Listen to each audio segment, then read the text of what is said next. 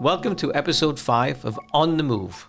This is Pasadena Media's monthly podcast exploring mobility issues in the city of Pasadena. My name is Alan Clelland. I'm board member and vice president of the Board of Management of the City of Pasadena's Community Access Corporation, PCAC, and a 24-year resident of the city of Pasadena. PCAC is the parent organization of Pasadena Media. I'm pleased to be the host of this episode. Our goal is to provide information to the Pasadena community on current issues of interest, present new ideas, and take an occasional look at Pasadena's history and so how we got here. The topic of today's episode is the current status of the ongoing update of the city's short-range transit plan and next steps. My guest today is Britt Card of the City of Pasadena's Department of Transportation. So, welcome to On the Move, Britt. Thank you. Thank you for having me. Thank you for joining us today. Could you please start by giving us a summary of your professional background and current responsibilities at the city? Sure. Thank you for having me, Alan. I'm so excited to be here. As you said, I am currently a planner for the City of Pasadena in the Department of Transportation in the Transit Division. I have been in this department or in this division for the past 10 years. I started as an assistant planner, and I really handle a lot of the service planning. So I do the bus schedules. I manage bus stops in Pasadena for all of the agencies. In Pasadena, we manage all of our bus stops. And I also handle a lot of the marketing and communications related to the Pasadena Transit and Dial-A-Ride services. That sounds like that would keep you busy, especially all the bus stops. Can you provide some background on Pasadena Transit and the Pasadena Dial-A-Ride services? Sure. So our Pasadena Transit is our city's local fixed route transit service, which means that we have 6 routes that run through the city of Pasadena, and they run on a schedule and on a certain route. And we also have a Dial-A-Ride service. And it's for residents 16 over or for those with disabilities. So either they have a LA Metro tap card, disabled tap card, or an access services membership if they are under 60. Okay, excellent. Now, I understand that this transit plan follows a 5-year cycle with an update every 5 years. Could you please talk about the goals of the plan? And give us an overview of the key steps in this update process. Sure. So our short-range transit plan, as you mentioned, it's a 5-year plan. So every 5 years, we revisit our goals for the next 5 years, really to program our service development and our investments for the next 5 years to make sure that we support the policy goals for the city of Pasadena's transit services. It is also a requirement for some of our funding to continue to update our plan. And the process, so the goals of the plan are, essentially we want to make sure that we are maximizing ridership, but also meeting the community's needs based on the results of the analysis that we conduct. So there are a few steps that we go through. I think the first, it kind of kicks off with an analysis of where we are now, our existing conditions. We look at ridership. We look at sort of how we compare to other agencies of a similar size, some of our neighbors, or other smaller agencies in the city of, or in the county, really. And then we also go through a pretty extensive outreach process. And so we've kind of gone through our existing conditions. We've gone through our first initial outreach phase, and we're currently developing our draft recommendations. And then once those recommendations are developed, we'll be going out for another round to say, hey, this is what we think the next 5 years could look like for our transit services. What do you think? And we'll look forward to hearing back from the community if what we've heard, what we've collected, and what we're bringing back really meets their needs. And we'll further refine that before finally finalizing our plan. So when you talk about outreach to the community, this is the whole of all those areas that you serve that you talked about? Well, we've generally been focusing on the city of Pasadena. And our service for Dial-A-Ride for Altadena and San Gabriel is provided for a contract. So, so while our meetings have been both for Pasadena Transit and Dial-A-Ride, but mostly focused on the community, yeah. And the outreach, results of the outreach, or included in the outreach, would be surveys? Yes. We've done extensive onboard surveys. So we've collected over 1,300 onboard surveys online and onboard for Pasadena Transit, over 150 mail-in surveys for our Dial-A-Ride. We had 6 meetings, both in person and virtual. We had a website for anybody that couldn't attend the meetings. Our website was updated so people could still collect the information. They could participate in the activities that we had at the meetings and provide feedback that way. And also we, every time we get a call or an email, we do file that as part of this process as well, to try to capture as much information as we can. So this gives you a really good idea of ridership down at the stop level as well. Yeah. So in addition, when we did have our onboard survey takers for our Pasadena Transit, they were also doing ridership counts as well. So we were able to capture real counts at the time that they were on board. Excellent. Yeah. It's quite the database that you build up. It's been this effort has been very extensive. Yeah. So that's the data collection part of it. But are there any topics or issues that appeared prior to the study as key drivers that you would have to take into account? Yes. So we knew coming into it, of course, we're coming out of COVID still, even though it's been a while, we're still coming out of COVID. We know that public transit ridership took a big hit during that time, and that, agencies across the nation are kind of recovering their ridership. And part of that is because we know that people's travel patterns have changed, and people's lifestyles have changed after COVID. So coming into it, we knew that we were really going to be looking at how people's travel patterns have changed to pre-COVID, and then sort of what we're going to do in our service to adjust for that. So we knew coming into it that was going to be a big thing. And another big change that we're getting prepared for is the result of the Metro Next Gen plan. So several years ago, Metro was going through and doing a large study on their system. And as part of that, they identified routes that would be better operated by local transit operators. So we have 2 routes that we're going to be taking over from LA Metro in December. And so we really wanted to look at how those routes look with our system and make sure that we integrate them into our system, since now we'll be operating them. Well, that's quite a change. It's a big change. So yeah, this has been as I mentioned, it's been a big effort. To accommodate this, yeah. And is this an overnight sort of event that would happen, and it goes from Metro to Pasadena? Or do you see it happening in terms of the different services being provided over a time scale as it changes over? For the 2 routes that we'll be taking over, I think it'll probably be a combination of both, but it will be overnight, and that one day it will be operated by Metro and the next day it will be operated by us. And trying to make it seamless for the public.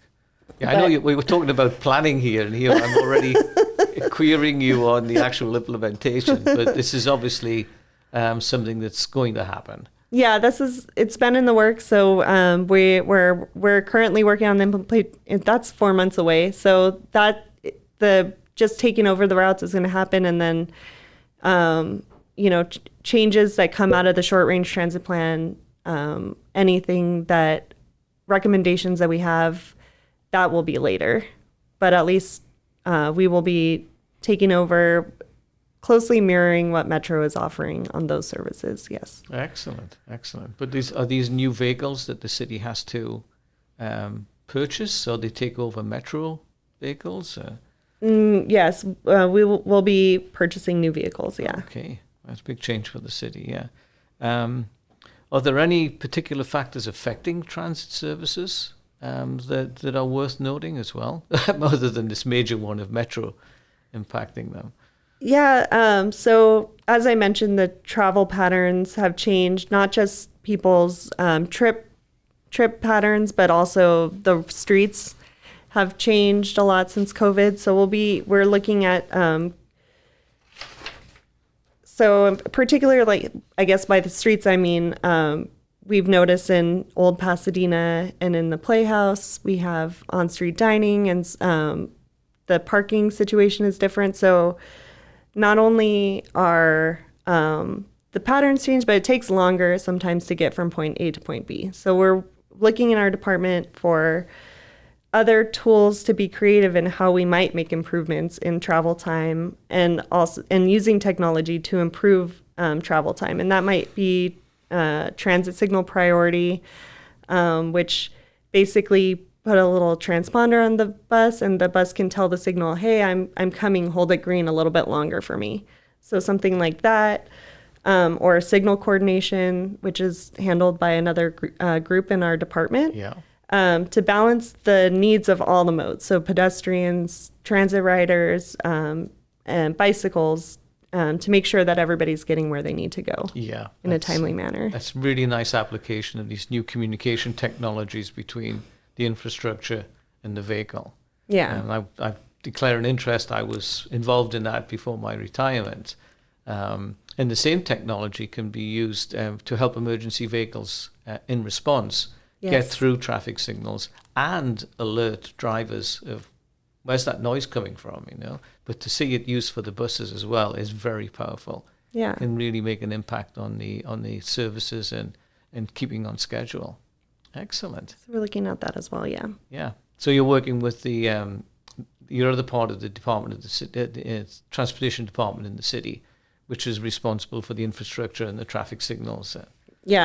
Yeah, so we're working together. Yes, good. That's what you should be doing. We don't work in silos in Pasadena. We are very collaborative. Yes, yeah. Well, it goes hand in hand, doesn't it? What you're doing on the street, taking into account how the traffic's changing, because presumably that's a major part of your study as well, or an important part. How has the traffic changed? Because that impacts the travel time of the buses and therefore your scheduling, yeah? Yeah, so definitely look at travel time as a big part of it, which is affected by traffic, as you said, yeah. Yeah, excellent. So what are the next steps in the update process then? You've been through the process of outreach, you're developing your recommendations, you said, yeah? Yeah. So our next steps are we're working on our draft recommendations right now. Sometime this fall, we'll be having another round of public outreach, looking to have one meeting in person and one virtual meeting, and then we'll be updating our website with all of the recommendations, and it'll be very interactive. If everybody's invited to visit our website at pasadenatransit.net. We have a short-range transit plan website that's very interactive, and when we update it with our draft recommendations, people will be able to go in there and look at by route, kind of look at what we're thinking about, and provide their feedback for each of the individual recommendations. They'll look at the dial-a-ride recommendations if you can't make it to a meeting. And once we get all that feedback, we'll be buttoning up, making any adjustments that we need to make, looking to see if there's something that, the community really doesn't like, and also looking to see how we can prioritize the recommendations and roll them out. That's really important, because you're getting down to a route level, down per route, and giving the opportunity for the riders of that route to comment on what your recommendations are. and how they would take them. Yeah. Yes. We do know that one of our routes, our Route 20, which travels on the two busiest corridors in Pasadena on Lake and Fair Oaks. Mm-hmm. It carries over 50% of our ridership for the whole system. So we know that, people are really going to want to see it by the route that they use. Some people travel everywhere, can travel all routes to get around the city, but some people might only want to focus on their favorite route. And we know we have one really big one. So people will have the opportunity to look at each recommendation by route. Yeah. 50%? That's stunning. That's 50% before you take on the metro services, of course. Yes. The metro edition will be, it's quite a big jump in service for us. So you're right. There will be a big ridership change as well. So that's a significant percentage increase as well. Yeah, it's about 30% increase in our service. So 30%? Yeah. Oh my goodness. Yeah. So. And we'll be, we're going to be taking over the 256 and the 177. The 256 travels from Sierra Madre Villa Station to Highland Park. So not only is it going to be an addition in service, but we'll be traveling into LA City, which will be new for us as well. And why is Metro doing this, handing over these services? For Metro, they identified some local routes that would be better run by the local services. It's cost savings for them, and it's better for the community. For us, we can better coordinate that route. The 256 travels along Washington, so we can better coordinate our services and provide better service to the community. Yes, especially those routes which interact and people will be doing transfers and that sort of thing. Yeah, so we want to make sure that it's a benefit to the community that we can provide better service. Excellent. Okay, so it's not just the in-person meetings to contribute and comment. It's online in detail as well per route. So it becomes very personal then, of course. Yes, I'm sure. This is people's way that they get, to work, to school, to the doctor's appointment. So it's extremely personal. Well, especially the dialer ride as well, because for many members of the population, that's really an important and maybe their only alternative to driving, especially if they're mobility challenged. Definitely. And that's why we're so pleased that we were able to get over 150 surveys back.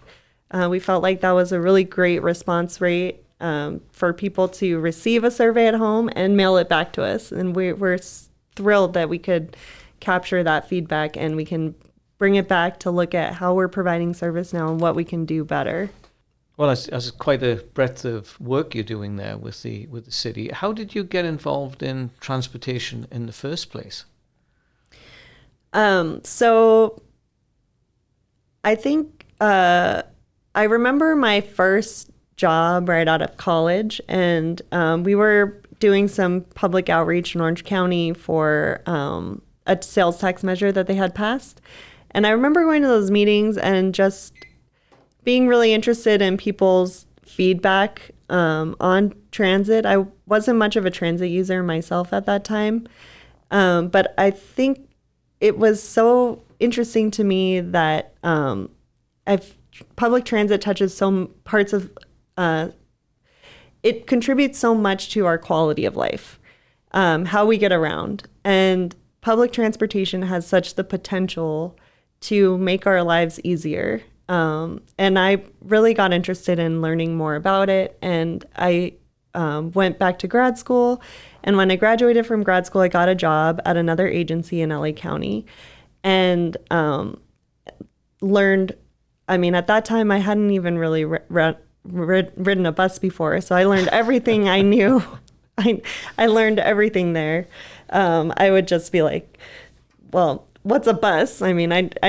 That's kind of the level of questions I was asking there. And when I saw the job in Pasadena pop up, I had been living in Pasadena, and I saw the job and I just knew that was my job, and I wanted that job because I live in Pasadena. I love living in Pasadena, and I wanted to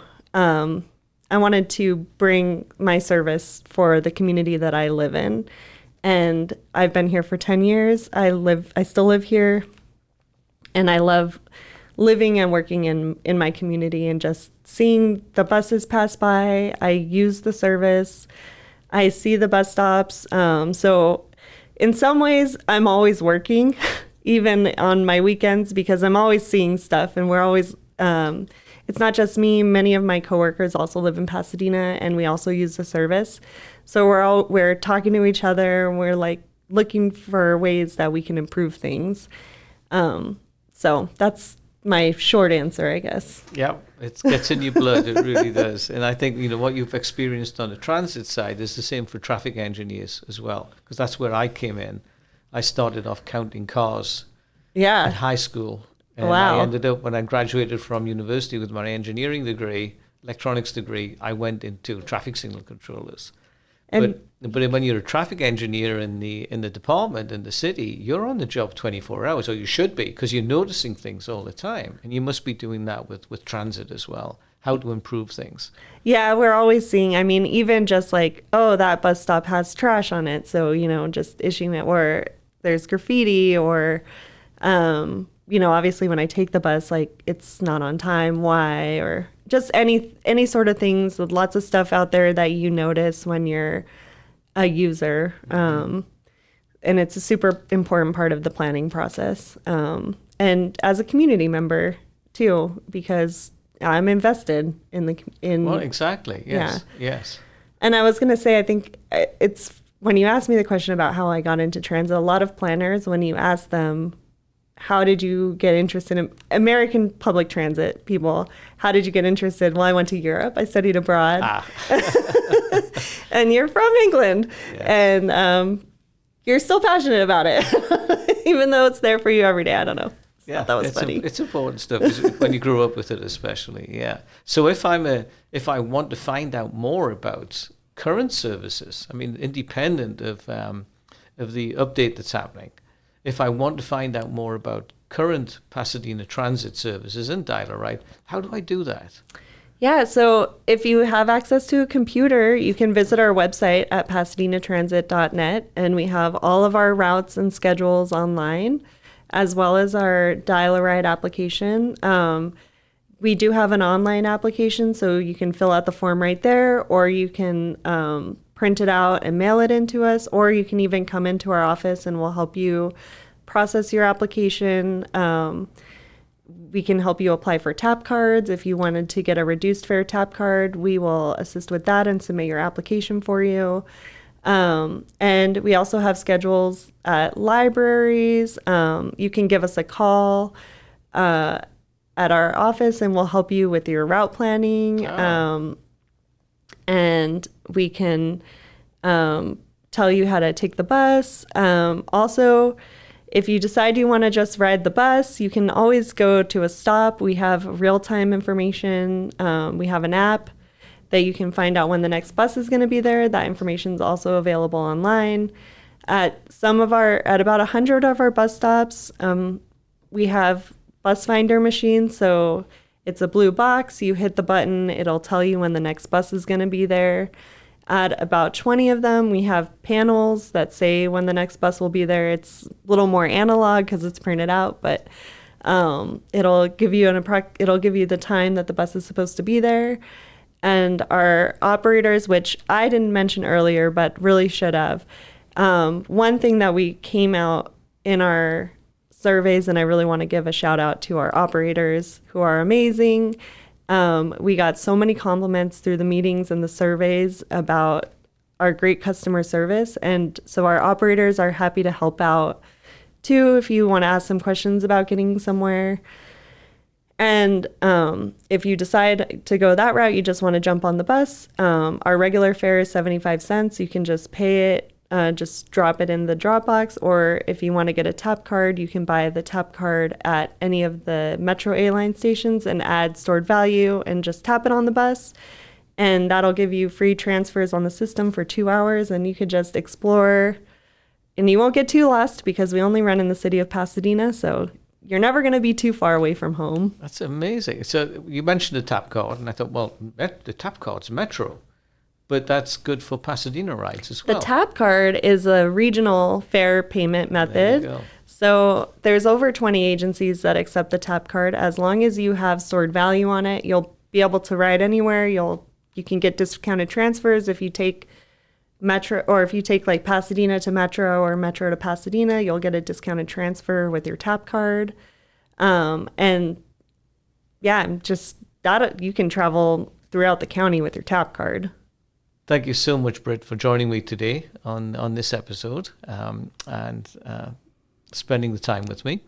And thank you to the audience for joining us today. And I would encourage you to join us as well on future monthly episodes of On the Move. Thank you.